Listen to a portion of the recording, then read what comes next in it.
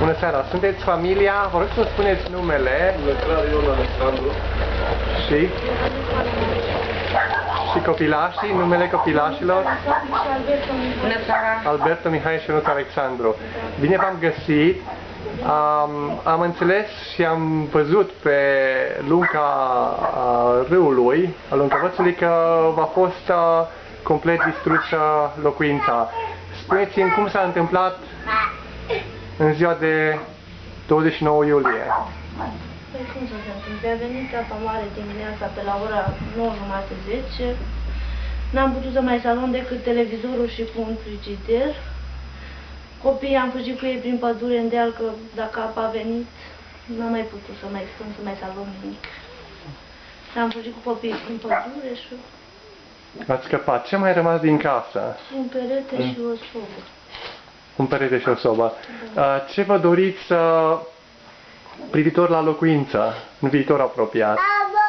Păi nu știu, ne dorim și noi să, dacă se poate, să ne ajute și pe noi să facem și noi măcar o cămeruță, că aici noaptea este frig cu copii. Unde locuiți acum? Spuneți că aici noaptea este frig. Locuim aici la aceste module de la primărie.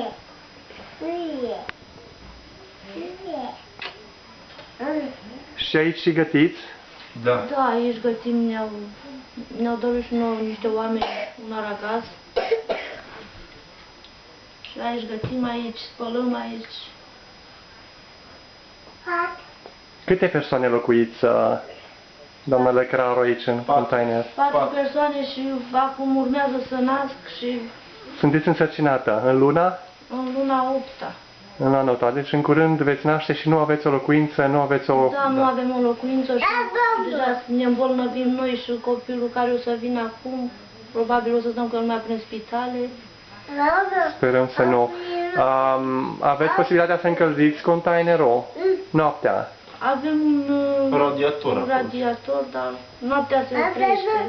Face căldură o jumătate de oră după ce îl băgăm în priză, după aceea se oprește și noaptea se face foarte frig aici. Da. Fundația și partenerii cu care eu lucrez de mai mulți ani, atunci când ajută o familie să construiască o locuință nouă, o familie în nevoie ca și dumneavoastră, cere și condiționează ajutorul de prezența pe șantier alături de voluntari și de alți donatori a familiile beneficiari, soțul sau alte rudenii. Ați fi dispuși să voluntariați alături de voluntarii din afara statului să construiți casa? Da, avem și pe socrul meu care este zidar, cunoaște meseria și poate ajuta, soțul la fel poate ajuta și el. Minunat! Ce v-ați dorit cel mai mult pentru Crăciun? Păi ce să ne dorim? Să fim și noi la casa noastră, să avem și noi ce ne trebuie pentru iarnă, că nu avem absolut nimic, nu avem Da.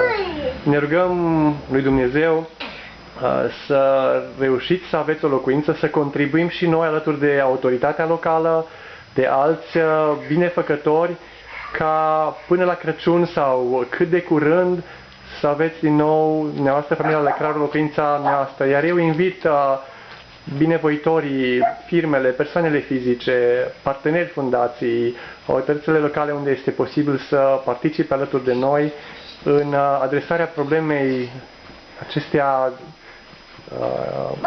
crizei acestea locuire aici în Văidăieni, și fie ca Dumnezeu să lucreze astfel încât cu toți să reușim să ajutăm familii ca și această familie minunată cu 2 copii frumoși și un al treilea pe care să se nască. Mulțumim și dumneavoastră vă dorim multă sănătate. Mulțumim și noi frumos și multă sănătate.